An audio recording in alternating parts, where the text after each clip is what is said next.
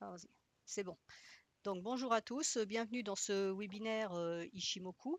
Donc aujourd'hui je vais faire plutôt du pédagogique que de la revue de marché parce que les marchés, comme vous avez pu le constater, ben, ils essayent de prendre des directions, mais entre ce matin et cet après-midi, ils sont pas très, on va dire, ils sont pas très véloces, ils sont pas très, savent pas trop ce qu'ils veulent faire. Donc bon, la revue de marché n'a pas un grand intérêt. Par contre, j'ai eu un échange ce matin sur Twitter à propos d'un d'un point technique Ishimoku, et donc c'est pas facile de répondre sur Twitter en 140 caractères, surtout pour expliquer quelque chose de technique. Donc j'ai choisi de vous parler de ça, de ce point-là dans le webinaire.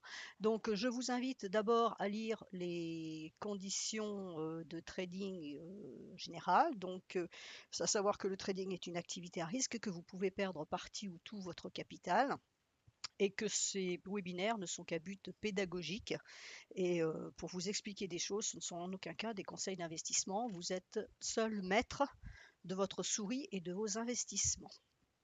Donc, je vous laisse lire la partie. Voilà, bien, tiens, c'est cette partie, je vous avoue, je ne l'ai même pas lu. Enfin, bon. Voilà, donc je vais commencer donc par ce qui a été euh, ce dont j'ai échangé ce matin avec un confrère Patrick que je salue par la même occasion. Donc on a eu un petit échange à propos d'une indication technique concernant l'Ishimoku. Et donc cette indication technique concerne le twist dans un nuage. Donc, un twist dans un nuage, c'est quoi? Vous avez un nuage ici, et vous avez donc à un moment donné les deux courbes qui vont se rejoindre. Et par exemple, ici, on voit un petit peu mieux, et qui donc vont former ce qu'on appelle, voilà, ici, hein, ce qu'on appelle, voilà, ici, un twist. D'accord? Alors, je vais quand d'abord commencer par vous dire quelque chose qui est important quand on regarde un indicateur, à savoir qu'un indicateur, comme son nom l'indique, n'est là que pour indiquer. C'est-à-dire que vous avez un marché qui bouge, hein, qui est le reflet de variations de prix, donc de variations entre les acheteurs et les vendeurs qui vont définir des prix. Donc les prix vont bouger, vont monter, vont baisser en fonction de ce que les acteurs sur le marché vont faire. Ça, c'est la première chose. Donc ça, c'est ce qu'un graphique va nous décrire. Il va nous décrire des variations de prix. Donc c'est à nous de lire ces variations de prix et d'en déterminer le futur, c'est-à-dire d'essayer de comprendre ce qui se passe sur le marché, quelle est la psychologie des intervenants, et donc qu'est-ce qu'ils envisagent de faire. Est-ce qu'ils envisagent de poursuivre la hausse, ou est-ce qu'ils envisagent de poursuivre une baisse, ou de ne rien faire. Donc voilà, ça c'est le marché qui fonctionne. Donc on va regarder le marché, on va regarder les prix, on va regarder ce qui se passe. L'indicateur, quel qu'il soit, je ne parle pas purement Ishimoku, je parle d'un indicateur, quel qu'il soit, il va nous aider à prendre une décision. Il va nous aider à comprendre le marché. Normalement, un très bon trader ne regarde, et je l'ai déjà dit, ne regarde que des prix. Maintenant, on n'est pas tous des très bons traders, on n'a pas tous 20 ans d'expérience derrière nous. Donc, on va regarder des indicateurs. Donc, ça peut être des MACD, RSI, tout ce qu'on peut mettre en dessous, ça peut être des bandes de Bollinger, tout ce qu'on peut mettre au-dessus. Sur le graphique lui-même, ça peut être n'importe quoi, c'est un indicateur. Cet indicateur a pour but de nous aider dans notre décision, c'est-à-dire de nous confirmer dans une impression de marché. On a une impression que là, on part à la baisse. On a l'impression que là, les acheteurs vont être présents ou les vendeurs sont plus présents. L'indicateur va nous confirmer plus ou moins ça. Pourquoi? Parce que l'indicateur, il est basé sur... Merci Adriane. Il est basé sur les prix. Hein, le calcul d'un indicateur se fait sur les prix, donc les ouvertures, les clôtures, les points moyens, tout ce qu'on peut imaginer. On va mettre des racines carrées, on va mettre n'importe quoi. On va faire un savant calcul, mais c'est sur des prix existants et sur des prix passés. Donc l'indicateur, il va nous dire quelque chose en fonction de ce qui s'est passé, en fonction d'un passé. Mais l'indicateur n'est pas prédictif. C'est-à-dire que l'indicateur, il nous dit, voilà, à l'instant T, on est en achat. À l'instant T, on est en vente. Mais il ne nous dit pas à l'instant T plus 2, plus 3, plus 20, plus 26, plus 52, on sera là. Non, il ne nous dit pas ça, l'indicateur. On n'en sait strictement rien. Donc, l'indicateur nous aide à la décision. Il ne prévoit pas les mouvements futurs. Donc, quand on dit que... Alors, je reviens là par contre à l'Ishimoku, puisque l'Ishimoku est le seul indicateur, en fait, qui nous donne un aspect prospectif, puisqu'on a le nuage. Et le nuage, lui, est bien prospectif, puisque vous voyez qu'il apparaît, bien après les prix. C'est-à-dire que mes prix sont là aujourd'hui. Je vais descendre d'unité, c'est parce que c'est le réglage que j'ai fait, voilà. Peu importe, hein. On est là à l'heure actuelle, hein, c'est du H1, on est là à l'heure actuelle, et vous voyez que mon nuage, lui, il est à droite. Donc le nuage me dit bien quelque chose par rapport aux prix qui ont été travaillés ici avant, il me donne ça. Alors l'Ishimoku est un petit peu différent des autres indicateurs parce que on ne calcule pas sur les prix, les highs, les hauts, les bas, les ouvertures, les clôtures, etc. L'Ishimoku est plus simple, c'est-à-dire qu'on prend le point haut, le point bas sur un certain temps, une certaine donnée de période, et on va prendre la moitié. Donc c'est un calcul hyper simple, hein. On ne rentre pas dans les considérations d'ouverture et de fermeture. On entre uniquement dans les points hauts et les points bas et on divise par deux. Donc c'est vraiment une moyenne. Et c'est pour ça que le nuage, donc je vous rappelle pour ceux qui ne sont pas familiers avec l'Ishimoku, le nuage, lui, n'est là que pour nous donner une impression d'équilibre, une sensation d'équilibre. Alors je vous rappelle comment il est calculé, parce que justement ça va avoir son importance dans l'explication des twists. Donc le nuage est composé de deux droites. Alors, je vais mettre là, on le voit mieux, hein. Le nuage est composé de deux droites. On a une droite qui est accidentée, qui s'appelle la SSA, Senkou Span A, et qui est calculée, qui prend le point moyen entre la Tenkan ici et la Kijun ici. Donc vous voyez que cette droite-là, qui monte là, d'accord, si je mets une droite là, exactement ici au milieu, j'aurai la même droite. Et elle est projetée donc 26 périodes en avant. Donc quand mes prix sont en train de monter ici, j'ai ma Tenkan qui monte ici et ma Kijun qui monte là, ma SSA, elle est entre les deux, hein. Grosso modo, ça c'est calculé sur 9 périodes, ça c'est calculé sur 26 périodes. Donc là, ça sera calculé sur 26 plus 9 divisé par 2, on va dire 17 périodes. Donc c'est la moyenne des points hauts, des points bas, du point haut et du point bas sur 17 périodes, projetées 26 périodes en avant. C'est pour ça que ce point moyen qui est ici va se retrouver ici. Donc mon marché, par exemple ici, qui est très actif, hein, puisqu'on a forte tendance haussière, donc ça va faire une droite qui va monter dans la même, je veux dire, la même force, enfin la même pente, hein, le même degré de pente que ces deux droites-là. Après, quand là, vous voyez qu'ici, le marché s'arrête, on passe en latéral, donc ma droite ici va redescendre. C'est ce qui se passe ici. Ma droite ici redescend. Donc on voit bien que mon nuage, ma SSA, on est monté comme ça, et puis là on s'est retourné et on entraîne de redescendre. Donc j'ai bien le mouvement ici, on monte, on se retourne et on redescend. Et donc qu'est-ce qui se passe? On a l'autre droite qui s'appelle la SSB, donc Senkou Span B. Alors elle est différente, elle est très importante dans l'Ishimoku, elle va représenter support ou résistance très forte. Pourquoi? Parce que contrairement à l'autre qui est une moyenne de deux droites, celle-là pas du tout. C'est le même principe de calcul que ces deux droites, c'est-à-dire qu'on va prendre le point haut, le point bas sur 52 périodes. Donc vous imaginez 52 heures par exemple, ou 52 jours si on est en délit. Donc on va prendre le point moyen entre le point haut et le point bas, on va diviser par 2, donc sur les 52 périodes. Et ça va nous donner cette droite-là. Donc c'est pour ça que cette droite-là, elle va nous donner souvent des paliers qui sont extrêmement longs. Parce que ça va être un moment où le marché n'a pas fait de nouveau plus haut, n'a pas fait de nouveau plus bas, donc le point haut et le point bas restent identiques. Et donc c'est pour ça qu'on va avoir des SSB qui vont être très très longues, elles vont représenter des niveaux extrêmement forts. Donc là, si je vous mets par exemple le S&P en daily, vous voyez, ici, on a une ESSB qui est extrêmement longue. Donc là, c'est un support important. Après, on verra que quand en plus c'est dans le prolongement d'une Kijun, c'est d'autant plus important. Mais là, on va avoir une SSB qui est très importante. Donc pour en revenir au problème du twist, voilà. Donc qu'est-ce qui va se passer? C'est que on a une tendance haussière. Voilà, on a une belle tendance haussière qui se retourne.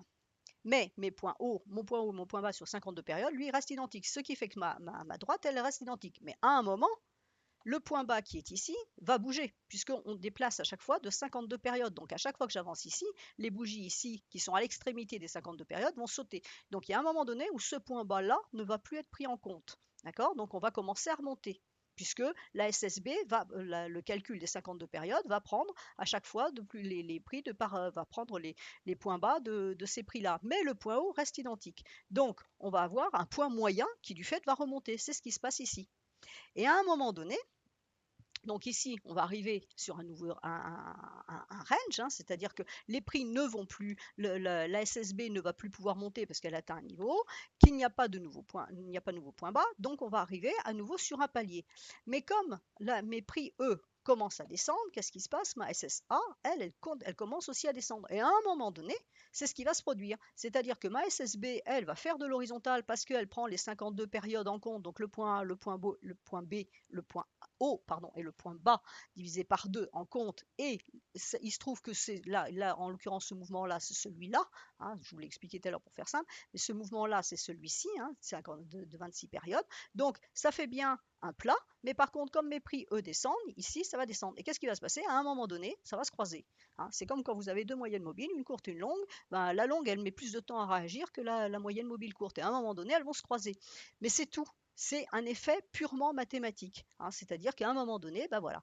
Donc, quand on me dit que un twist de nuage signifie dans le futur, je dis bien dans le futur, quand on voit l'apparition d'un twist du nuage dans le futur, ça veut dire que mes prix vont rentrer en range, ça ne veut rien dire.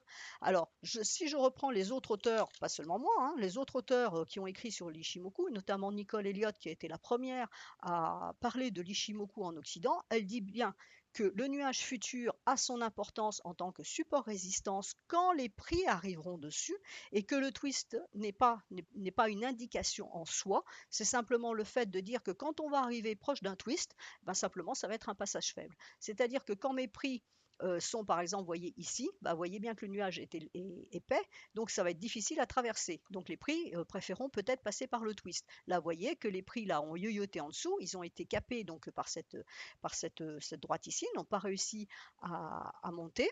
Là, il y avait, ça doit être la Tenkan Weekly, je crois, ou Daily, je ne sais plus, qui est ici, donc qui était capé en dessous. Donc les prix étaient en range là parce qu'il y avait deux fortes résistances, un support qui était fort, une résistance qui était forte. Et au bout d'un moment, ça a cassé, on est passé par un passage faible, tout simplement. Donc là aussi, idem, hein, on passe par un passage faible. Là, le nuage est quasi inexistant. Alors il est quasi inexistant, pourquoi? Parce que ce nuage représente ce qui s'est passé avant sur les prix. Ce n'est pas ce qui va se passer. Ça ne veut pas dire que parce que ici, on a un nuage faible à l'horizontale, etc., qu'on va avoir des prix à l'horizontale. La preuve, c'est que vous voyez bien qu'ici, on a une indication, si quand on était là, on avait une indication de dire, ah bah tiens, là, j'ai une probabilité d'avoir un range, c'est faux, puisque les prix se sont cassés la figure. Donc ça ne dit absolument pas ce qui va se passer. Ça dit simplement que ça représente un niveau sur lequel les prix ont été travaillés, c'est bien ce que je constate avant, les prix ont été travaillés, ma SSB est extrêmement longue, ça veut dire que c'est un niveau d'équilibre à 11 940, 939 qui est très fort. Donc maintenant, pour que les prix sur cette UT-là repassent à la hausse, ça veut dire qu'il faut impérativement casser ce niveau-là. Et on sait que c'est un niveau fort. Pourquoi? Parce que c'est une droite forte qui représente 52 périodes, c'est-à-dire 52 heures avant et projeté 26 périodes en avant. Donc ça, un twist de nuage n'a ne donne absolument aucune vue concernant ce que va faire le marché. Alors maintenant, en ce qui concerne ma discussion avec Patrick ce matin sur Twitter, où il disait que donc justement ça signifiait qu'on allait rentrer dans un range, donc effectivement, on peut éventuellement avoir un range derrière, mais on peut avoir une hausse, on peut avoir une baisse. Là, vous avez l'exemple où on a eu une baisse. Donc voilà. Maintenant, en ce qui concerne le journalier, puisqu'on parlait du journalier, voire du H4, on peut effectivement avoir un range dans l'immédiat, mais parce que ce qui se passe dans le marché actuel est à remettre dans le contexte de marché en général. On est jeudi aujourd'hui, donc demain c'est vendredi, c'est pas un scoop, mais surtout la semaine prochaine, on a le NFP qui est vendredi prochain. Les marchés actuellement sont sur des extrêmes, ils sont sur des hauts de marché, hein. On est vraiment sur des hauts de marché. Je vais vous le mettre en délit, mais enfin ça sera pas ça, c'est un scoop pour personne. Donc on est sur des hauts de marché ici. Vous voyez que les prix eux-mêmes, ils ne savent pas ce qu'ils veulent faire. C'est-à-dire que les intervenants qui sont dans le marché sont montés fortement. On a acheté, on a acheté, on a acheté. Et maintenant, on ne sait plus. Est-ce qu'on baisse pas? On n'en sait strictement rien. Donc oui, on peut avoir un range pour le courant de la semaine prochaine, simplement parce qu'il y a le NFP à la fin de la semaine et que les gens se disent, bon, on va peut-être pas prendre une décision maintenant, on va attendre la semaine prochaine. C'est tout simplement pour ça. Donc le range éventuellement qu'on peut avoir la semaine prochaine ne sera pas dû au fait que j'avais un twist dans mon nuage et que derrière un twist il y a 70% de probabilité qu'on ait un range. Non, ça n'a rien à voir. C'est simplement une situation de marché qui me dit qu'effectivement on peut rentrer en range parce que les opérateurs pour le moment ne savent pas quoi faire. Ils sont tous en attente. Hein, donc l'attente est un peu fatigante, ça je vous l'accorde. Ça fait des marchés qui sont pénibles à trader actuellement parce qu'on donne des impulsions et on inverse les impulsions immédiatement derrière et c'est tout. Excusez-moi. Donc là, je vous montre, j'avais calqué ça tout à l'heure sur mon écran, donc l'explication du twist. Vous voyez que, alors c'est dommage parce que quand j'ai fait la copie d'écran, ça s'est passé exactement au moment où en fait ma droite a chuté. Donc vous voyez que là, on avait un range qui est ici, bon ça correspond à la nuit, hein, donc il ne se passait rien. Là, c'est le gap d'ouverture du matin.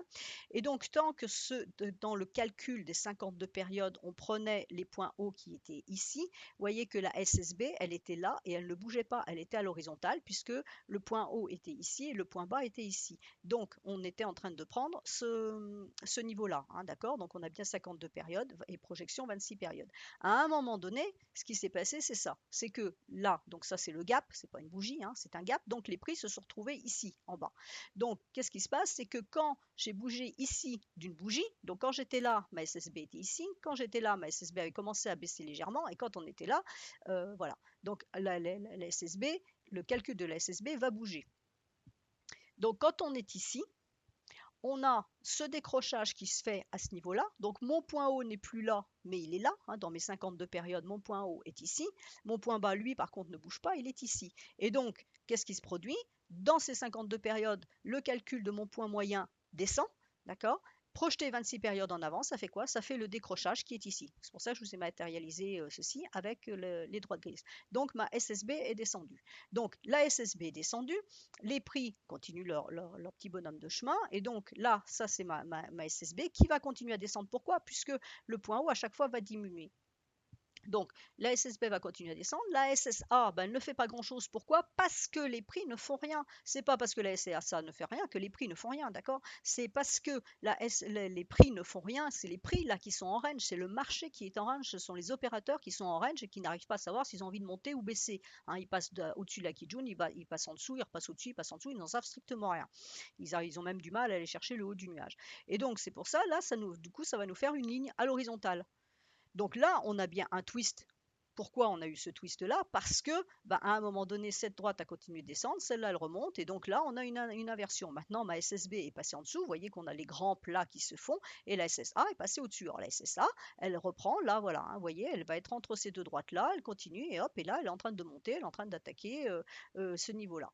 Et donc, ça ne veut pas dire, les prix, là, ils sont en range pour le moment, c'est pas parce que ce nuage-là, il est en range, parce qu'en fait, ce nuage-là, il est quand même haussier, il est fin, parce qu'il y a peu d'amplitude de prix. Je vous rappelle que l'écart entre les deux droites représente la volatilité des prix à un moment donné. Donc c'est pour ça qu'ici on a un nuage épais, parce qu'on avait une volatilité qui était importante. Là, on n'a plus de vol, donc le nuage est fin. Alors qu'est-ce que ça nous dit? Quel enseignement on doit en tirer? On doit simplement lire le nuage futur en disant quand mes prix arriveront dans cette zone-là, eh ben, j'ai un nuage qui est faible, c'est-à-dire que j'ai un support qui sera faible. Donc si ce support, si la volonté baissière est bien présente, ce support va lâcher facilement. Par contre, si la volonté baissière est un peu mitigée, elle est lente, elle est molle, elle est tout ce qu'on veut, à ce moment-là, le nuage risque de faire support. Et auquel cas, eh ben, quelqu'un qui va trader va mettre son stop en dessous du nuage. Bon, je vous passe pour le moment les Kijun et ces choses-là. Mais c'est simplement pour vous dire que un nuage futur ne nous intéresse que quand on arrive au-dessus. Donc un twist futur ne nous intéressera que quand on arrivera au-dessus. Là, on avait un twist ici. Si les prix étaient remontés à ce niveau-là, au lieu de continuer à baisser, on aurait pu dire ah, il y a un twist, peut-être que les prix vont passer. Et ça, vous le voyez souvent dans mes analyses où je cercle les passages de twist justement où voilà, si les prix arrivent à remonter Caster Kijun, après ils peuvent passer facilement à l'horizontale. Donc là, la situation, on est sur du 5 minutes avec un nuage de projection 15 minutes. Donc là, actuellement, la situation, elle se lirait comme ça. J'ai mes prix qui ont tenté de monter. Vous voyez que la lagging span a du mal à s'affranchir d'une double résistance qui est Kijun plus SSB. Hein, donc c'est important puisque la Kijun, je vous rappelle qu'elle est calculée sur 26 périodes. La SSB calculée sur 52 périodes. 52, c'est 2 fois 26. Donc en fait, quand on a ce genre de schéma-là, c'est comme si on avait 3 Kijun. Donc on a une résistance qui est très forte. Vous voyez que la lagging est passée une fois sur la bougie suivante, elle a invalidé. Là, elle est repassée une deuxième fois sur la bougie suivante, on invalide. Donc, on n'arrive pas à monter, on n'arrive pas à aller chercher le nuage 15 minutes qui est en résistance ici. Vous voyez, ce qui est embêtant, c'est que là, on ne va pas dire que le nuage était faible, mais enfin, il est plus qu'ici, hein, il n'est pas très important, et on n'arrive pas, non seulement on n'arrive pas à monter et chercher le nuage, donc d'autant plus, on n'arrive pas à le casser. Donc, l'information que j'ai maintenant, donc en l'occurrence par rapport à du 15 minutes, c'est dire, là, j'ai une SSB qui est très longue. Hein, c'est du 15 minutes projeté sur du 5. Donc, si je vous mets le graphique en 15 minutes, voilà ce que ça va donner. Le graphique en 15 minutes, voilà, j'ai un nuage extrêmement épais en 15 minutes. Donc, on retrouve hein, la même chose. Hein, c'est-à-dire qu'on ne va pas chercher ce niveau-là. Le nuage est très épais et j'ai une SSB qui est très longue. Donc là, ici, j'ai une forte résistance à la hausse qui est à 11 797. Donc, en revenant sur mon 5 minutes, quand je reviens sur mon 5 minutes, donc voici mon nuage avec donc cette résistance qui est forte et j'ai un support qui n'est pas très fort parce que mon nuage est faible. Par contre, j'ai actuellement une Kijun 5 minutes qui est en train d'être travaillée, la lagging span qui, elle, a du mal à passer ses prix, hein, elle est revenue dans son nuage, donc la lagging span, elle, est bien en train de nous signaler une situation d'équilibre puisqu'elle est dans le nuage, elle est en train de rebondir. Maintenant, est-ce qu'elle va rebondir ou est-ce que c'est juste un petit saut pour repasser par ici? Ça, c'est à vérifier. Mais vous voyez que la lagging span, il faut qu'elle passe cette Kijun pour nous valider le mouvement haussier. Donc, il est une Kijun 15 en l'occurrence. Hein. Par rapport aux 5 minutes, on est bien haussier, mais par rapport aux 15 minutes, on ne l'est pas. Donc, là, pour le moment, les prix travaillent cette Kijun. Le support suivant se trouve ici. Si ces deux niveaux de support qui sont deux Kijun tiennent, à ce moment-là, on pourra envisager la hausse. Mais on voit qu'on aura un nuage épais sur l'unité supérieure et donc une SSB qui est là. Donc voilà, ça c'était l'explication pour le twist. Donc je reprécise et les traders japonais avec lesquels j'ai travaillé disent bien exactement la même chose, à savoir qu'un nuage futur n'est là ne nous servira que quand nos prix arriveront sur le nuage. Avant, il ne nous sert à rien, ça ne me sert à rien là de voir que peut-être je suis en train de faire un twist sur 15 minutes. J'en ai rien à faire puisque mes prix sont là. Moi, ce que je vois, c'est que si mes prix ne se dégagent pas de cette situation rapidement maintenant, ils vont avoir affaire à un nuage qui est très épais. Là, de plus, ils vont se retrouver avec deux nuages, ils se retrouvent coincés là-dedans, ça va être pénible. Donc, c'est l'information que j'en ai. Maintenant, ce qui se passe ici, c'est-à-dire à 21h45 le 26 mars aujourd'hui, donc à 21h45, j'en ai absolument rien à faire pour savoir ce qu'il faut que je traite à 15h20. Donc, le nuage futur n'est utile que lorsqu'on se retrouve dessus. Et le twist, par conséquent, n'est simplement un phénomène mathématique de croisement de deux droites et qui, quand les prix vont se retrouver au-dessus, va nous donner un passage faible. Ici, on avait un passage faible, mais vous voyez qu'on avait deux Kijun au-dessus qui barraient le passage. Donc, vous voyez que là, on a eu quand même une tentative de cassure à ce niveau-là, hein, puisqu'on a un beau marteau. On a une tentative de cassure ici qui est avortée, on est reparti. Cassure de la Kijun, à ce moment-là, était un achat, puisqu'on voit bien que cette tentative avorte. Ici, on avait un achat, on est allé chercher les niveaux qui sont ici, et maintenant, on est redescendu tester ce niveau-là et le DAX a décidé d'en quitter le monde encore une fois aujourd'hui. Donc ça, c'était la première chose. Alors ensuite, donc j'ai enlevé mes droites parce que ça va me gêner pour les explications de prise de position. Voilà, hop, on va faire un petit peu de ménage.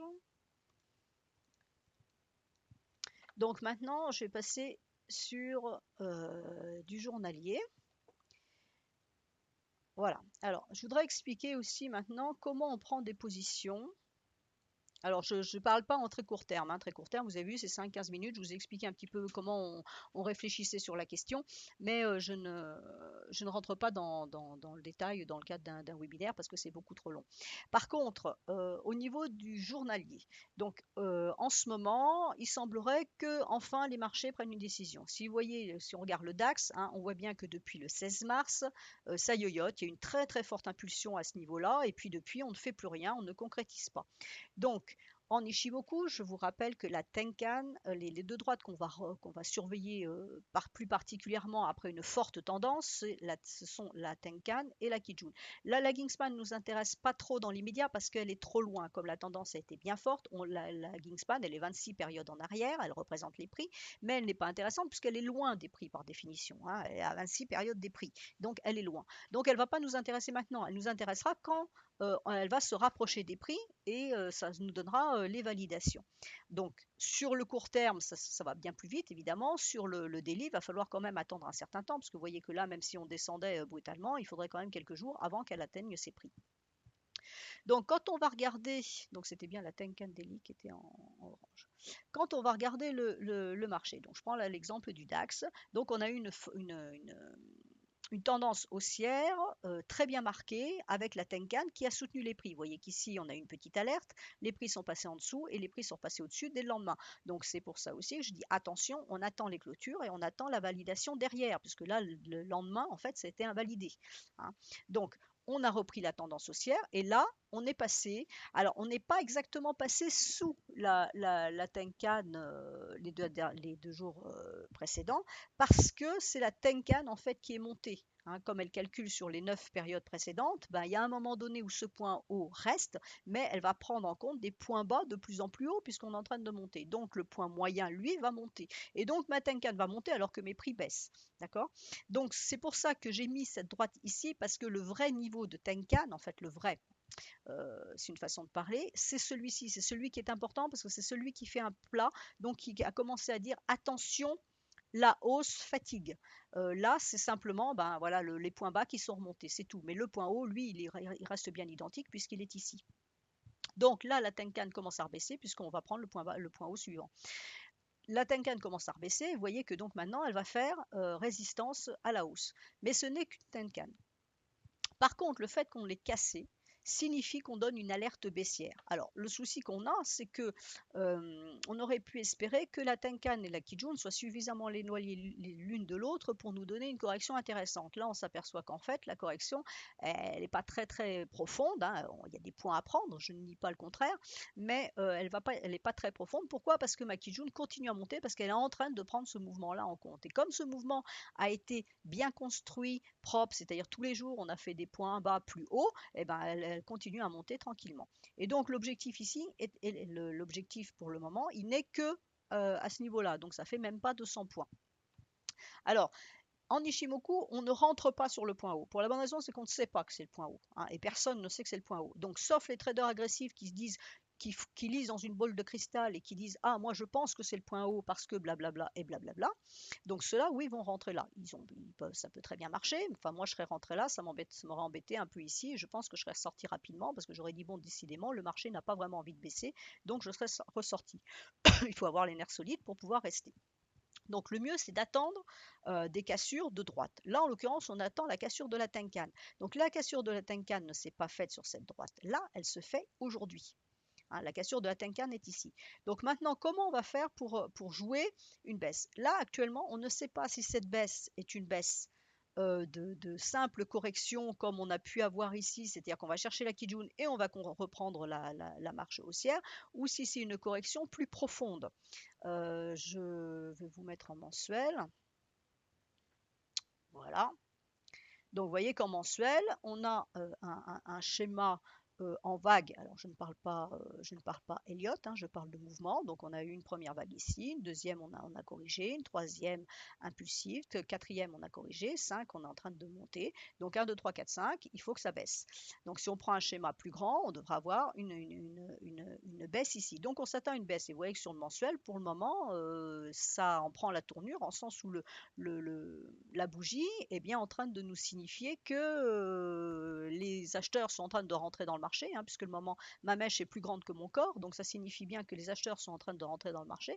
On est sur une troisième bougie bleue, donc il y a quand même de fortes probabilités qu'on ait un schéma baissier pour le mois suivant. Maintenant, jusqu'où va aller cette correction? Donc, est-ce que c'est une correction ou est-ce que c'est une baisse? Pour parler de baisse en Ishimoku, il faut casser la Kijun. Tant qu'on ne casse pas de Kijun, on est en correction. C'est la Kijun est une droite qui donne les entrées et les sorties, c'est-à-dire qu'elle va nous dire d'acheter ou va nous dire de vendre. Ici, là, on nous a dit de vendre. Ici, on nous a dit d'acheter. Donc maintenant, là, on nous a dit d'acheter, on est parti en tendance haussière. Donc maintenant, pour vendre, normalement, je dois attendre la cassure de la Kijun. Alors là, on est en mensuel, d'accord? Donc on ne va pas attendre la cassure de la Kijun. Donc ce qu'on va faire, c'est qu'on va prendre on va pouvoir prendre des positions sur UT plus courtes pour jouer une baisse qui éventuellement, une correction, pardon, qui éventuellement se transformera en baisse si on casse cette Kijun. Donc quand je suis en journalier, voilà ce qui se passe. C'est que j'ai une cassure de Tenkan qui me dit attention, alerte baissière. Attention, le mouvement haussier ici est peut-être terminé. Donc déjà, un, je n'achète plus, ça c'est une évidence. Deux, est-ce que je peux vendre? Si je suis quelqu'un de prudent, il y a deux solutions. Soit effectivement, je vends sur cassure de Tenkan, mais je ne sais pas si c'est une correction ou une baisse. Dans ce cas-là, je vais vendre la cassure de la Tenkan et je vais sortir sur la Kijun. Et je vais attendre de voir ce qui se passe sur la Kijun, puisque c'est mon deuxième rempart, c'est mon deuxième support. Si sur la Kijun, les prix rebondissent, ma position aura été sortie et donc j'aurais joué simplement la correction. À ce moment-là, soit je me replace à la hausse pour reprendre éventuellement un mouvement haussier, hein, c'est-à-dire qu'on est venu chercher un niveau, on a corrigé, c'est bien ce que ça dit, et on repart à la hausse. Maintenant, si la Kijun casse, ce sera une vente parce qu'à ce moment-là, ce ne sera plus simplement une correction, ça sera une baisse. Et à ce moment-là, j'irai chercher d'autres niveaux. Avec le niveau suivant, là, si effectivement on cassait cette Kijun, il se situe ici parce que c'est une USSB et en plus, ça correspond à un niveau Fibo. Donc, soit vous rentrez ici et vous sortez à la Kijun et vous attendez de voir ce qui se passe sur la Kijun.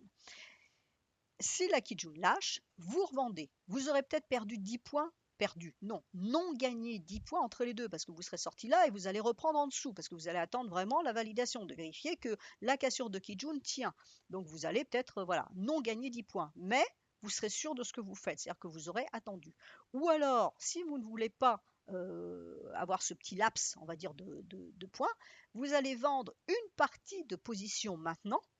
Donc quelqu'un qui va prendre par exemple 100 DAX, il peut dire ici, eh ben, je vais en vendre 25. Je vais vendre 25 DAX et puis je laisse courir. Et sur la Kijun, j'attends de voir ce qui se passe parce que j'ai une conviction profonde qu'on va rentrer dans une baisse, on se fait son petit scénario, son petit blabla, etc. Et auquel cas, on est déjà dans le marché et à la cassure de Kijun, on reprendra 75 DAX. D'accord? On va faire 25 et 75. On ne fait pas le contraire. Ah, évidemment, ça serait plus logique. Disons, on va au mieux rentrer 75 au plus haut et puis 25 plus bas, ça serait un renfort. Dans ce système-là, non. On va rentrer 25 dans le doute simplement que éventuellement ça ne casse pas. Par contre, si ça casse, ça veut dire qu'effectivement on rentre bien dans une baisse. Dans ce cas-là, le mouvement peut être un peu plus fort et dans ce cas-là, on remplit une grosse position parce qu'on est sûr de soi. Le principe de l'Ishimoku, c'est de valider des cassures de droite pour avoir des certitudes. C'est ce qui permet de prendre des positions plus fortes que si on anticipe simplement sur une idée au vent ou une boule de cristal en disant je pense qu'on est sur un stop, donc je vends. Bon, oui, d'accord, ça c'est la pensée qu'on peut avoir, elle peut marcher, hein, bah, tant mieux, et elle peut ne pas marcher. Donc là, on prend un risque. Alors on va le gérer par des stops. Les stops peuvent faire perdre, sauf si on met des stops zéro, mais là je ne reviendrai pas là-dessus. Mais sinon, un stop, par définition, dans le 90% des cas, sera négatif, fera sortir avec une perte que vous aurez maîtrisée, mais quand même une perte. Donc, pour éviter les stops, la solution, c'est celle-là. C'est j'attends une cassure qui me donne déjà une alerte, c'est-à-dire que là, vous voyez que je n'avais pas intérêt à vendre. Et si je regarde le marché après coup, là, je parle bien de swing, hein, je ne parle pas d'intraday. Hein. Donc là, si je regarde le marché ici, bon, là, vendre ici, je ne pouvais pas, puisque de toute façon, l'information vendeuse, elle n'est venue qu'après. Ici, vous avez une bougie de correction. Des bougies de correction, j'en ai plein. Hein, ça ne veut pas dire que derrière, ça a baissé. Donc là, j'avais une bougie de correction. Derrière, ok, on a bien continué rouge, mais vous voyez qu'on s'est arrêté sur la Tenkan. Là, le troisième jour, on a eu un doji, c'est-à-dire qu'on a à peine traversé la Tenkan. En clôture de bougie, on est revenu, on a eu un doji. Le surlendemain, c'était haussier. Le lendemain, c'était baissier. Le surlendemain, c'était haussier. Le lendemain, c'était baissier. Qu'est-ce que vous voulez faire dans un marché pareil en swing? Il n'y a strictement rien à faire. Donc, la meilleure solution, c'est d'attendre une cassure vraiment, parce qu'une cassure, elle va être testée derrière. Si cette cassure tient, à ce moment-là, on sait qu'on peut rentrer dans le marché dans le sens indiqué par la cassure. Donc là, en l'occurrence, sur le DAX, le marché n'a strictement rien fait pendant quelques jours. Là, aujourd'hui, on a eu une impulsion baissière, mais vous voyez que déjà, il est, je ne sais pas quelle heure, 16h35, vous voyez que déjà, on est en train de remonter, on est déjà remonté à la moitié de la bougie. Si d'aventure, je ne sais pas s'il y a des stats, je n'ai pas regardé, mais si l'aventure remontait au-dessus de la Tenkan d'ici ce soir, ça invaliderait l'alerte baissière qui a été donnée aujourd'hui. Bon, je pense pas, je pense qu'il y a beaucoup de points à faire, donc j'y crois pas trop, mais on a vu tout à l'heure sur 5 minutes qu'on est en train de repartir à la hausse. Hein. Alors évidemment, entre le 5 minutes et le daily, il y a peut-être une marge. Hein, voilà le 1 heure, vous voyez, donc ça c'est ma... Alors, là, le scénario est intéressant puisque ça c'est bien que ma Tenkan daily qui ne doit absolument pas être refranchie en clôture ce soir pour maintenir l'alerte baissière et vous voyez qu'elle correspond exactement à la Kijun 1 heure. Donc là j'ai effectivement bien une première résistance. Mes prix ont donné un signal vendeur ici, on a vendu ici, on est venu chercher, alors c'est une zone que j'ai délimitée avec des Fibos, c'est une zone de support qui a été résistance et qui est devenue zone de support importante maintenant. Vous voyez qu'on n'arrive pas à aller chercher cette zone.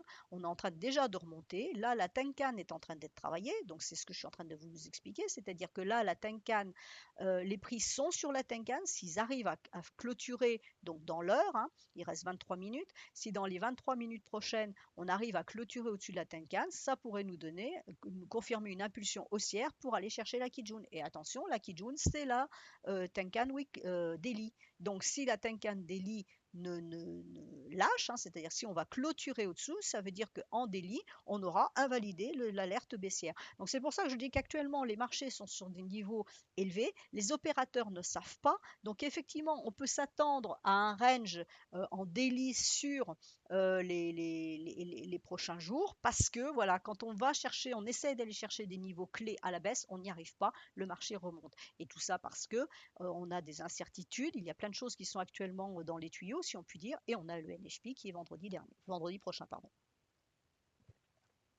Donc, méfiance, et quand vous gérez vos positions, gérez par rapport aux droites, ne vous précipitez pas, attendez les clôtures de bougies. Donc, suivant l'unité de temps sur laquelle vous vous trouvez, il faut attendre les clôtures de bougies. Là, on va attendre la clôture. Donc, oui, c'est dans 21 minutes 49 secondes.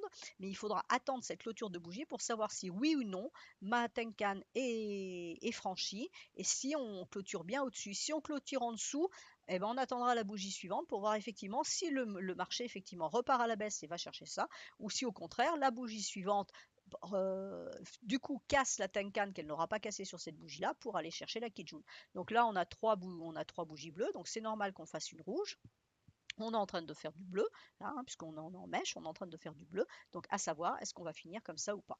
Et donc là, c'est la même, je dirais, chanson entre guillemets, c'est-à-dire que je vais casser, admettons, on casse la Tenkan, on va prendre une position. Donc soit je suis en intraday. Dans ce cas-là, je prends une position normale. Hein, si on a l'habitude de faire 100 DAX, eh ben on va prendre nos 100 DAX.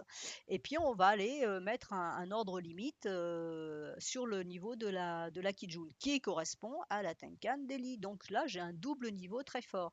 Donc là, je prends ma position habituelle et je joue ce mouvement-là et je sors. Je sors pourquoi? Parce que je sais que c'est un niveau qui est fort. Donc les prix vont s'arrêter.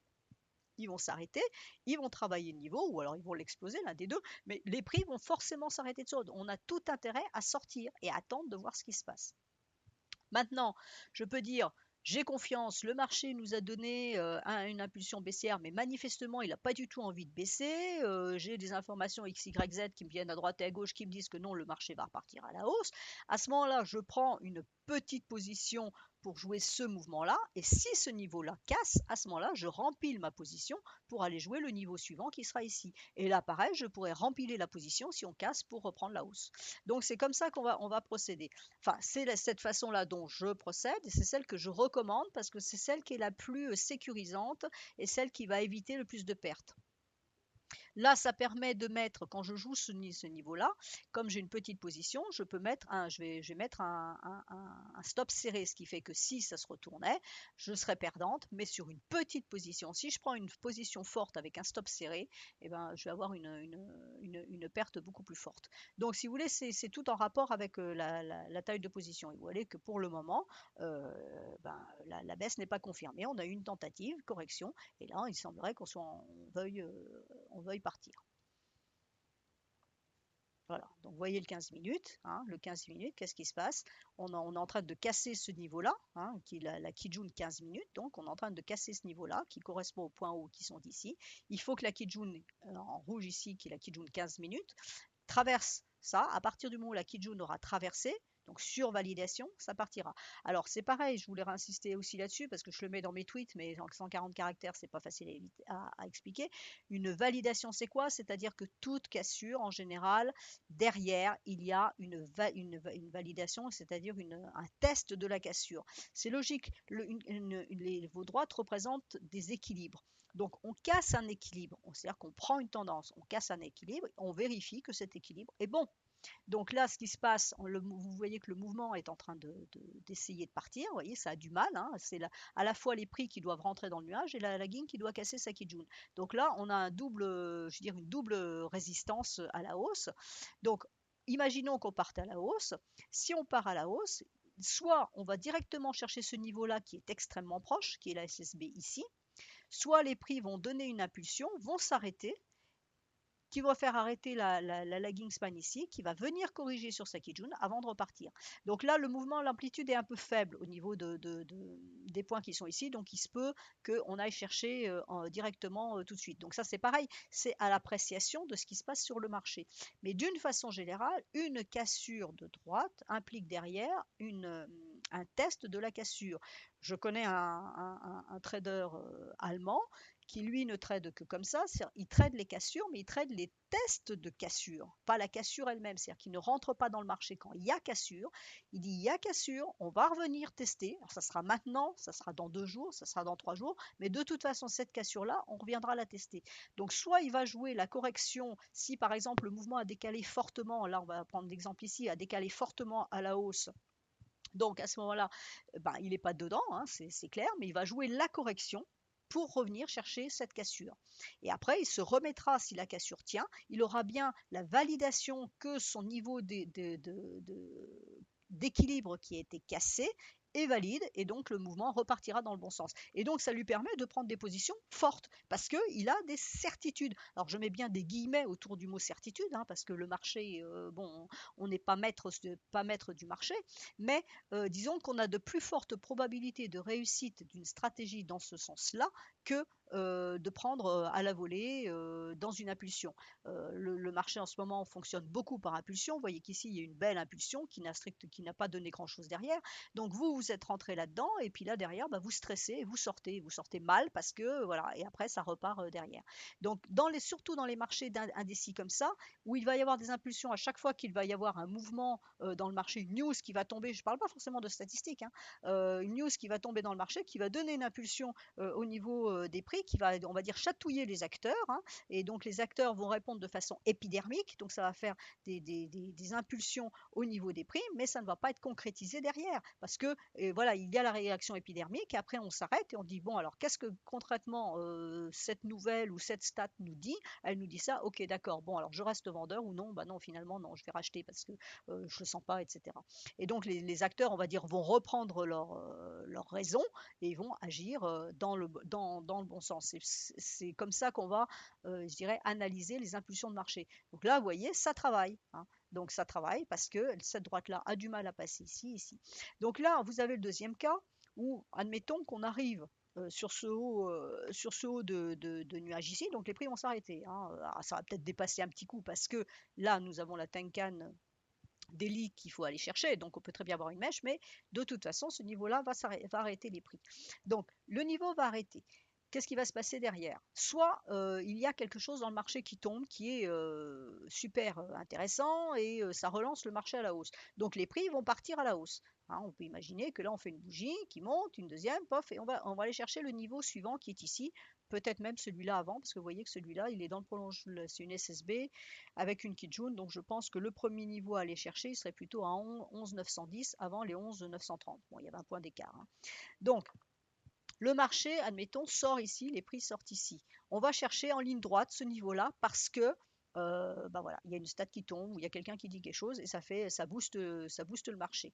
on sait qu'on reviendra tester ce niveau-là. Alors celui-là ou celui-là, mais on reviendra tester ce niveau-là. Donc c'est ce que je vous disais par rapport à mon ami allemand, c'est-à-dire que lui, il ne va pas jouer ce mouvement-là, parce qu'il ne sait pas jusqu'où il va aller, il ne sait pas quelle va être la force du mouvement, il ne sait pas comment ça va se passer. Par contre, là, il a une information qu'il aura bien une résistance qui va tenir, il jouera la correction, parce que si ce niveau-là n'a pas été testé immédiatement lors de la sortie ici, lors de la cassure ici, il reviendra le tester. Et à ce moment-là, si ce niveau tient là, eh ben, on rachète parce qu'on sait que le mouvement sera pérenne. Non seulement le mouvement sera pérenne, mais si ce niveau-là tient, et là en plus on voit bien que c'est un double niveau, puisque c'est aussi une Tenkan Daily, je vous en ai dit l'importance. Donc si ce niveau-là tient, ça veut dire que elle tient, ça veut dire qu'on repart à la hausse. Et donc à ce moment-là, on rentre ici avec une position beaucoup plus forte parce qu'on sait que ce niveau-là va lâcher, ce niveau-là va lâcher, ce niveau-là aussi va lâcher. Voilà, c'est le principe de trader avec l'Ishimoku, c'est-à-dire qu'on se met des sécurités. Alors, on ne chasse pas le marché avec l'Ishimoku, on attend les validations. Alors, on va rentrer plus tard que les autres, oui, mais avec une sécurité plus grande et donc on pourra prendre une position plus grande. Donc là, vous allez prendre 5 ou 10 DAX ou un DAX parce que vous pensez que peut-être oui, il va faire ça, hein, parce qu'on ne fait que penser. L'Ishimoku, comme lui vous aura donné la validation, vous pourrez en prendre beaucoup plus. Et donc vous allez compenser le fait d'être rentré plus tard par une position plus grosse. Seulement, vous saurez où vous irez et vous allez limiter non seulement le risque de perte, mais aussi le stress. Donc là, vous voyez, on n'arrive pas, la lagging là, ça y est, elle est passée hein, sur la bougie suivante de fait, puisqu'on a décalé d'une bougie, donc elle est passée. Donc là, il faut que le niveau des 11 749 tienne. Donc vous voyez que en fait, on est en train de faire une correction. Donc la lagging span, c'est pareil, elle casse une droite, elle va corriger pour la tester. Donc là, voilà, la correction en train de se faire, c'est passé, la correction en train de se faire. Si ce niveau-là tient, ça veut dire qu'on va aller chercher ce niveau ici. Par contre, ce qui peut se passer, c'est que les opérateurs n'aient pas envie de monter finalement, hein, et auquel cas, vous voyez que la lagging span, elle peut très bien redescendre ici. C'est pour ça que je dis toujours, attendez la validation de la lagging span. Regardez ce qui est en train de se passer. Attendez la validation de la lagging span parce que voilà, elle est allée chatouiller ici. Donc là, on avait bien une entrée dans le nuage par les prix. Donc on rentre, on dit ah super, je vais chercher ce niveau-là, mais quelquefois on n'y va pas. Hein, refuse d'aller chercher. Alors je vais prendre de 5 minutes tout à l'heure. Voilà. Vous voyez que le 5 minutes, là, tout à l'heure, était très parlant, c'est-à-dire que les prix, là, ont bien donné une impulsion. Hein, on a tenté d'aller chercher le nuage, on n'y est pas arrivé. Vous voyez que c'est la lagging span. Alors attention, ça c'est celle du 15 minutes. La lagging span ici n'arrive pas, n'est pas arrivée à traverser ses prix. Elle n'a pas validé, donc on n'y est pas allé. On est redescendu là en bas. Ici, on rentre dans le nuage, on casse la Kijun, on dit ah super, on va aller chercher le haut du nuage. Ben, vous voyez que non, ça avorte. Là non plus, on ne va pas chercher le haut du nuage. Et donc le haut du nuage, on est allé chercher qu'ici. Donc c'est pas parce que les prix rentrent dans le nuage qu'on va nécessairement aller chercher le haut tout de suite. Là, le nuage était très épais. Il n'y avait pas il n'y avait pas de marché, il n'y avait pas de volume dans le marché, il n'y avait pas de volatilité dans le marché. Donc les prix se sont contentés simplement de rebondir sur le bas du nuage, mais ils ne sont pas arrivés à aller chercher le haut du nuage. Ils n'y sont arrivés qu'à ce niveau-là. Donc, c'est la lagging qui, dans le même temps, hein, parce que je vous rappelle que la lagging ne prend pas en compte les mèches, puisqu'elle ne représente que les prix en clôture. Donc, vous voyez que la lagging ici, elle est bien montée chercher ce niveau-là, mais qu'en clôture, on est redescendu ici. Donc, elle n'a pas validé du tout la hausse. Hein. Donc, les prix sont montés jusqu'ici, mais il fallait sortir du marché. Si on avait joué cette impulsion-là, il fallait sortir du marché ici, puisque la lagging, elle, ne validait pas. Elle a corrigé. Et là, vous voyez, donc là, j'ai ma lagging 15 minutes qui est en train de se coincer entre la Kijun 5 et la Kijun 15. Hein, d'accord. Mais vous voyez que la Kijun 15, on ne valide pas. Donc l'entrée dans le nuage 15 ici n'est pas validée. Hein. Par contre, ma lagging 5, elle était bien sortie du nuage. Elle validait bien pour le moment. Mais là, c'est pareil, ben, les prix rebaissant, elle rebaisse aussi. Donc le niveau attendu sur cette correction est ici, voire la Tenkan à ce niveau-là. Donc voilà, donc ça c'était pour vous expliquer un petit peu comment on prend les positions. Donc on prend toujours par rapport aux cassures de droite et on attend les validations derrière. Attendre les validations, c'est par la lagging span quand on est dans des temps courts comme ça, ou par les prix, il faut qu'on clôture impérativement en dessous ou au-dessus de la droite qu'on a cassée et on attend la bougie suivante pour vérifier que cette clôture tient bien. Vous pouvez avoir ici, on a clôturé là en dessous la Kijun, on dit super je vends, non derrière, vous voyez qu'on repasse dans l'autre sens. Là c'est du 5 minutes. Donc sur les temps courts, ça ne pardonne pas. Si vous n'attendez pas, vous allez vous retrouver systématiquement à contre-tendance. Vous voyez, cette bougie-là, elle est absolument magnifique. Elle a cassé, on dit ah super, c'est vendeur, mais sauf qu'on a clôturé au-dessus. Et donc derrière, il fallait acheter, on a eu un beau signal acheteur. Donc attention, attendre toujours les clôtures de bougies. Si vous ne pouvez pas attendre une clôture de bougie sur une unité de temps donnée, par exemple 4 heures ou le daily, c'est que votre unité de temps est trop longue. Dans ce cas-là, vous descendez d'une unité de temps et basez sur l'unité inférieure pour attendre la clôture et la validation. Donc par exemple, c'est souvent ce qu'on va faire entre le journalier, hein, voilà, le journalier qui continue donc à remonter, c'est ce qu'on a vu sur le 5 minutes, et le 4 heures. C'est-à-dire que voilà, parfois, votre journalier vous donne une information, ne vous donne pas pardon, l'information encore, alors que le journalier vous la donne déjà, le 4 heures pardon, vous la donne déjà. Donc là, vous voyez que le 4 heures avait bien cassé la Tenkan Daily, qui correspond à la SSB 4 heures. Donc on voit bien que là, on a une très forte résistance maintenant. Résistance renforcée par la Tenkan et euh, la Kijun H4. Donc là, mes prix sont en train de remonter. Il y a, à mon sens, mais je ne suis pas devin, il y a à mon sens de fortes probabilités pour que les prix calent sur ce niveau. Et on est en train de faire une deuxième bleue, donc la troisième bleue pour aller chercher ces niveaux-là, hein, voire carrément 850, aller titiller la Kijun sur mèche par exemple et clôturer en dessous. Donc là par exemple, si c'est le cas qui se produisait, le fait que ma troisième bougie ici, donc qui finira à 21 h, clôture en dessous ce niveau-là sera vendeur parce qu'on aura clôturé en dessous de deux niveaux qui sont extrêmement forts. Là par contre, vous voyez qu'ici on avait eu donc une forte, donc ça c'est l'ouverture de ce matin, hein.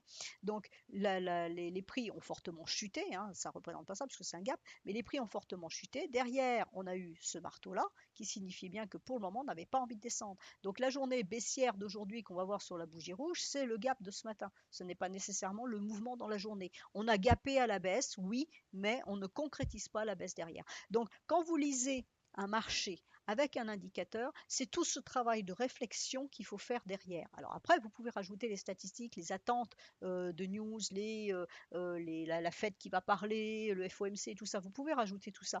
Mais le fond de ce que vous allez lire, c'est ce qui se passe dans le marché. Et là, pour le moment, le marché n'est pas vendeur.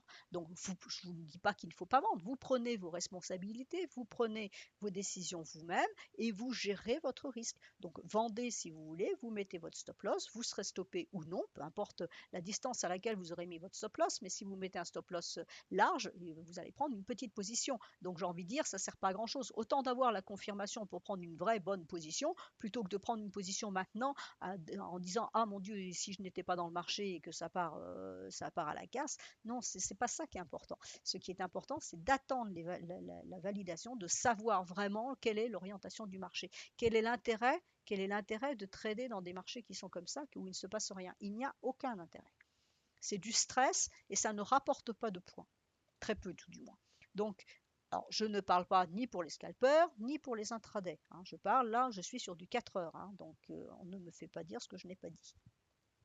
Ce que je dis là, c'est là, voilà, moi je vois ça en 4 heures, je n'ai pas envie de me mettre sur le DAX en 4 heures. Parce que bon, je pense il va remonter ici. Alors ok, il y a allez, 40 points à prendre. Est-ce que j'ai envie de m'embêter pour 40 points? Non, pas nécessairement. Pas si je suis quelqu'un en swing. Si je suis en intraday, oui, je vais m'embêter pour 40 points, mais pas sur du 4 heures. Sur du 4 heures, non, on va chercher 100 ou 200 points. On va pas chercher 40 points. Donc, maintenant, il me reste un petit peu de temps, donc je vais faire une étude de marché rapide. Alors, donc, voilà, c'était pour vous montrer ça. Donc là, c'est le S&P. Le S&P, vous voyez, qui ne confirme pas non plus sa baisse.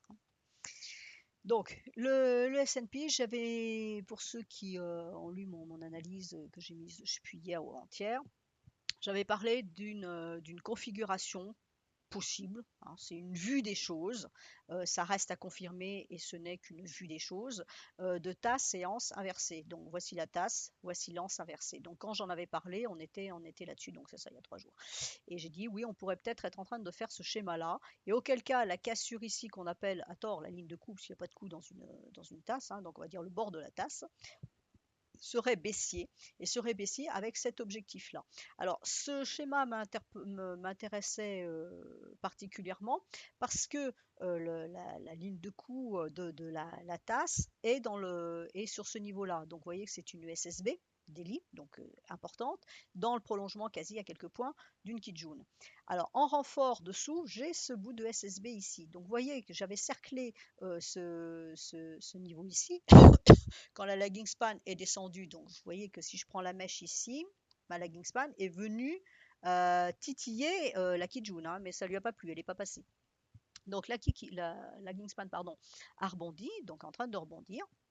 Et donc, c'était intéressant parce qu'effectivement, la validation baissière sur le S&P ne viendra que de cette cassure ici. Tant que ma lagging span n'aura pas passé ce niveau-là, la baisse n'est pas assurée. Donc, je répète, on peut toujours vendre maintenant, enfin pas aujourd'hui, parce que vu le marteau, on va venir tester ça sans doute demain. Donc, on peut vendre sous ce niveau-là parce que c'est déjà un support intéressant. Mais ici, je vais prendre une petite position et je vais renforcer 6 cassures de ce niveau-là. Ce qui permet d'être dans le marché, pour ceux qui ont peur toujours de ne jamais être dans le marché s'il se passe quelque chose.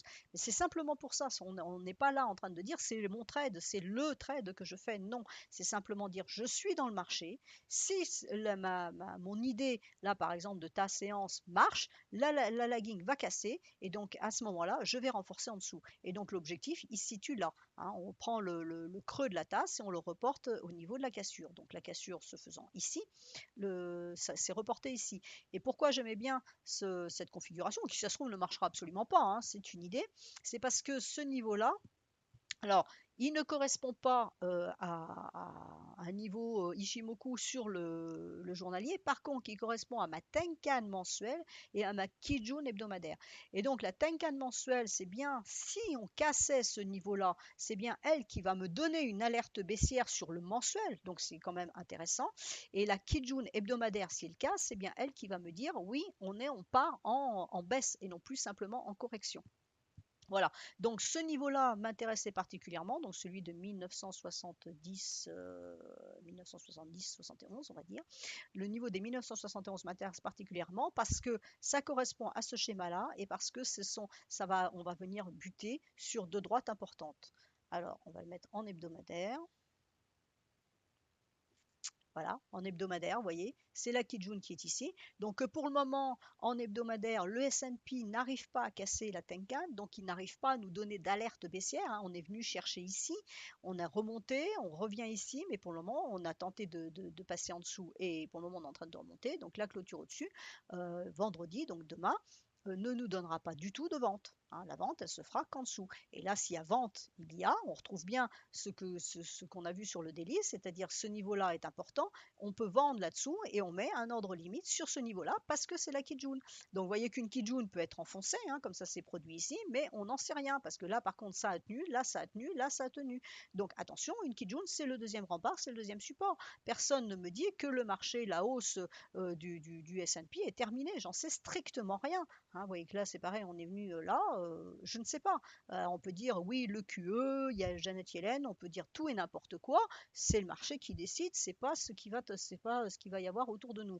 Donc c'est pour ça que le NFP peut être intéressant parce que ça sera peut-être un élément moteur qui va permettre au prix de casser. On va peut-être rester en range comme ça encore la semaine prochaine et simplement en fin de semaine prochaine on va casser. Peut-être que là c'est la première bougie rouge, deux, trois bougies rouges qui vont aller me chercher ce niveau-là. Mais je ne vendrai que sur la cassure de ce niveau-là. Et donc en niveau mensuel, voilà, en niveau mensuel, vous voyez qu'on est pour le moment extrêmement haussier, que les prix sont très bien supportés par la Tenkan. On n'est jamais venu chercher la Kijun. Pourquoi? Tout simplement parce que la Kijun est extrêmement loin.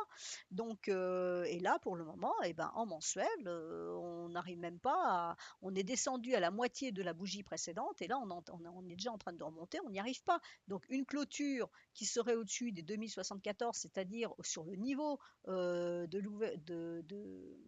de la clôture ici et de l'ouverture ici, serait pas bon signe pour valider une baisse. D'accord? Donc, il faut toujours replacer dans les contextes temporels supérieurs pour savoir ce qui se passe. Là, on est en train de faire un magnifique marteau. Donc, c'est un petit peu logique dans un certain sens, à savoir que là, on a eu une cassure qui était importante, puisqu'on a cassé Kijun plus Tenkan avec une très forte bougie. Hein, c'est une une deuxième bougie rouge, donc une très forte cassure ici. Là, on a cette bougie rouge ici qui est en train de se transformer en bleu, donc la bougie rouge, on est à la fois 3 ici et 3 ici avec une bleue ici, et là, on est en train il y a de très fortes probabilités que demain, on revienne tester ce niveau-là. Il faut qu'on teste cette cassure. On est venu chercher un niveau clé, ça a été refusé, puisque la lagging a refusé de passer la Kijun, donc ce niveau clé a été refusé, et pour le moment, il semblerait qu'on veuille remonter. Donc la baisse n'est pas inscrite pour le moment. Il n'y a pas de certitude, et je reprécise, je remets des guillemets autour de ce mot certitude. Je n'ai pas de certitude concernant la baisse. Donc on est très prudent, on peut prendre des mouvements en intraday, mais on évite de faire du swing pour le moment sur les indices. Vous voyez, en une heure, on est en train de remonter. On est venu chercher ce niveau-là, niveau que vous avez vu tout à l'heure. Et là, on a eu, voilà, la Tenkan a eu du mal. Elle a lâché ici, on est en train de monter. Maintenant, on va aller chercher la Kijun. Donc là, on est en train d'atterrir sur ce niveau de résistance. Il y a de fortes chances qu'on aille chercher la Kijun. Si la Kijun lâche, bah, derrière, il y a encore de la hausse possible. Donc ça, c'était pour le S&P. Donc je vais vous faire le CAC. Donc le CAC, lui, est déjà, contrairement au DAX, est déjà venu tester sa Kijun Daily, et vous voyez, c'est pareil, ça ne confirme pas. Il est venu la chatouiller comme on a eu ici, hein. D'ailleurs, c'est exactement la même chose ici. On est venu très fortement, on est remonté. Donc là, pour le moment, il est en train de remonter. Donc là, je pense que la Tenkan va tenir d'ici ce soir parce qu'il reste quand même plus beaucoup de temps au marché, donc sauf événement particulier positif, hein, pour faire monter. Je pense qu'on va s'arrêter là. Mais demain, il y a de fortes chances qu'on vienne chercher ce niveau-là. Donc le CAC en daily pour le moment n'est pas vendeur. Et en hebdomadaire, alors en hebdomadaire pour le moment on est en train de faire un avalement, donc ça pourrait effectivement nous confirmer une baisse à venir. Cette droite va encore monter d'un cran, hein, puisqu'elle est en train de prendre la hausse qui est ici, donc elle va encore monter d'un cran. Donc vous voyez que la marge à la baisse n'est pas énorme. Alors j'ai tweeté ce matin les niveaux du CAC en mensuel. Est-ce qu'ils sont affichés? Non, parce que c'était pas sur cet écran-là. Donc le CAC en mensuel, alors ce matin c'est un peu plus joli, hein, le doji était un peu plus fin, donc là comme c'est en train de remonter, ben, par la force des choses ça remonte un peu ici. Alors effectivement là pour le moment on commence à avoir une sorte de toupie sur ce point-là, mais je vous rappelle qu'avec les bougies, il faut attendre la confirmation. Donc c'est pas parce qu'on a une toupie ici que le mois prochain est forcément baissier. On peut très bien avoir une autre mèche qui fera un point haut plus bas et on partira à la baisse après. Donc méfiez-vous, on ne shorte pas en disant ah bah c'est bon, on est le 20, je sais pas combien, 26 mars, donc le mois est presque fini, c'est bon, on peut rentrer dans le marché. Non, pour le moment, nous n'avons pas de signaux majeurs, vraiment fiables de vente. Là, en daily, qui est quand même un temps relativement court, hein, pour ceux qui veulent faire du swing et jouer la baisse du CAC, on peut la jouer tous les jours en intraday. Donc, quand on parle de jouer une baisse, c'est sur du swing. Vous voyez que là, pour le moment, ben, j'ai aucune confirmation. On est venu chercher ce niveau-là, mais ça, on n'a pas validé. Donc, il n'y a pas de confirmation de vente sur le CAC. Voilà, en 4 heures. 4 heures, même chose, vous voyez, c'est la lagging span a refusé de passer. Alors pourtant, voilà, l'intérêt du twist, il est là. Hein, là, vous avez un bel exemple, c'est-à-dire que le twist, là, on en a un ici, il ne me dit absolument rien par rapport à ça, il ne me donne pas d'informations sur ce qui est en train de se passer ici, hein.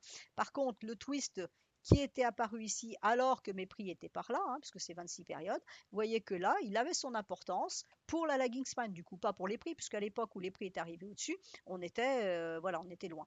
Mais là, ça avait une incidence ici parce que la lagging span arrivait sur un point faible, les prix sont vous voyez que là, la mèche ici représente la lagging span qui est venue descendre ici. Donc elle est venue ici, on est reparti, donc le twist est refusé. Donc c'était une information qu'on n'allait pas aller plus bas sur H4. Voilà, en H1, on a cassé la Tenkan, est bien cassé, donc il y a de fortes chances pour qu'on monte chercher ce niveau-là. Alors, on va regarder. J'ai un problème parce que le chat ne marche pas, a priori. Donc je ne peux pas voir vos questions. De chercher. Non, on n'arrive pas il est bloqué. Donc je vais regarder l'euro-dollar. Il est là-haut. Alors, l'euro-dollar. Alors, l'euro-dollar, ce matin, j'ai tweeté que sur clôture de bougie, ce soir, on pourrait acheter l'euro-dollar. Parce que quand j'ai tweeté ce matin, on était ici et on était en bleu. Donc, on avait bien cassé la Kijun. Et donc, on avait bien un signal d'achat. Et vous voyez que là, maintenant, déjà depuis 1 ou 2 heures, les prix sont repassés en dessous la Kijun. Donc, il y a bien tentative de cassure, mais ça ne concrétise pas. Donc, ce soir, si on clôture comme ça, il n'y a toujours pas d'achat sur l'euro-dollar. Par contre, il n'y a pas de vente non plus, puisque on fait des points bas plus hauts et qu'on reste coincé autour de ce niveau-là. Donc, l'euro-dollar, en swing, je précise bien, il n'y a strictement rien à faire. Il est coincé sur un niveau d'équilibre qui s'appelle la Kijun et pour le moment, il n'en bouge pas. Hein, donc, quand je dis qu'il faut attendre les clôtures de bougies, là, vous pouvez constater que c'était super important. Ce matin, on était acheteur sur l'euro-dollar. Là, maintenant, on n'est plus acheteur. On se dirait même, à la limite, on pourrait être vendeur parce qu'on est repassé en dessous, on est en train de faire une bougie rouge. Donc, on pourrait être vendeur en disant, bon, bah, c'est bon, il faut vendre l'euro-dollar. Je vous dis non, attendez la clôture de bougie. Donc en 4 heures, voilà pourquoi on ne vendrait pas l'euro-dollar, hein, parce qu'en 4 heures, on descend sur la Kijun. Donc, qui dit Kijun dit normalement support. Et donc, il se peut très bien que là, on a eu un signal baissier puisqu'on a cassé la Tenkan. L'objectif était ici. Donc, quelqu'un qui fait de l'intraday, cassure de Tenkan, je vends, je vais chercher la Kijun. Point à la ligne. Maintenant, c'est une deuxième rouge. Peut-être qu'il y aura une troisième rouge pour aller chercher ce niveau-là ou aller chercher ce niveau-là. Mais on ne peut pas vendre en swing l'euro-dollar puisqu'on a une Kijun en cash 4 qui tient ici et on ne peut pas l'acheter parce que de l'autre côté, les prix n'arrivent pas à franchir à la hausse le niveau des lits. Alors, je vais me remettre en délit. Voilà, hop. Alors, le dollar. Donc le dollar, hein, à l'image de l'euro-dollar, évidemment, vous voyez que le dollar, ben, il se coince sur sa Kijun, il n'arrive pas, il tente de descendre, hein, on tente la correction et il n'y arrive pas. Donc les marchés, vous voyez que d'une façon générale, que je prenne du forex, c'est-à-dire des devises ou qu'on prenne des indices, actuellement, le marché ne sait pas où il va. Donc le range, il existe pour le moment, il existe dans le nuage qui se met à l'horizontale actuellement, c'est-à-dire qu'on n'a plus de nouveaux points que la SSA, bah, elle est à l'horizontale puisque les prix ne font plus rien. La SSB, là en l'occurrence, elle prend ces niveaux-là, donc elle est à l'horizontale. Donc on a bien un range. Mais l'indicateur, pour revenir à ce que je disais au début, l'indicateur ici, cette marque-là de SSA plus SSB du nuage ne fait que nous confirmer ce qui est en train de se passer. Il ne nous donne pas du tout ce qui va se passer. Voilà. Donc ça, c'était pour le côté pédagogique. Alors, je vais essayer d'avoir vos questions. Comme je suis isolée dans un petit endroit toute seule et que je ne sais absolument pas manipuler ce logiciel, je vais aller demander à Adriane. Adriane, comment on fait? Donc, je m'absente 2 secondes.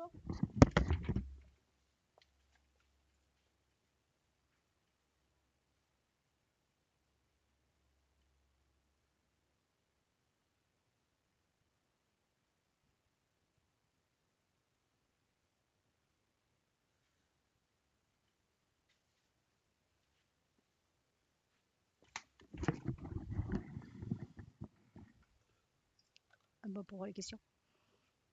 Ah bah, je sais pas. Bon, bah, il n'y a pas de questions alors. Bon, t'as décidé, il n'y a pas de questions, c'est bon? Comme en fait, c'est un nouveau logiciel qu'on a mis sur un nouvel ordinateur, du coup, on ne sait pas comment il fonctionne. Et a priori, ben, écoutez, si vous avez des questions, je vous invite à venir me les poser sur Twitter. Et puis j'essaierai d'y répondre. Non, c'est pas ça.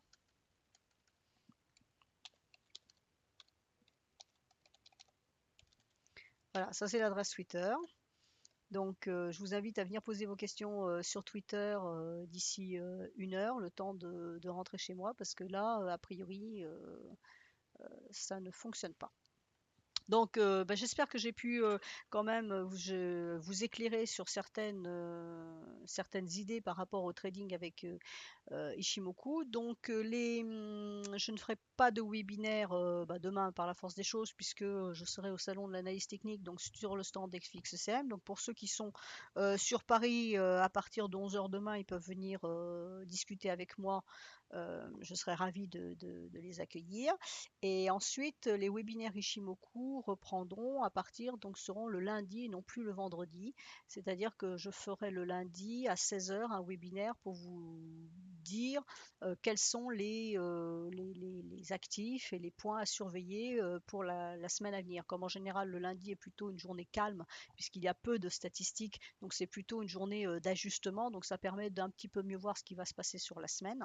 Et le vendredi, par contre, je ferai un écrit qui sera publié donc en page d'accueil de DailyFX pour vous donner bah, voilà, la conclusion sur la semaine et ce que j'en pense, si tant est que j'en pense quoi que ce soit. Donc je vous remercie pour votre attention. Je suis absolument désolée de ne pas pouvoir répondre à vos questions, mais on ne peut pas faire apparaître le chat. Et je vous souhaite donc un bon week-end. Ceux qui veulent venir donc demain à Place de la Concorde sont les bienvenus. Et sinon, je vous retrouve lundi. Merci beaucoup. Au revoir.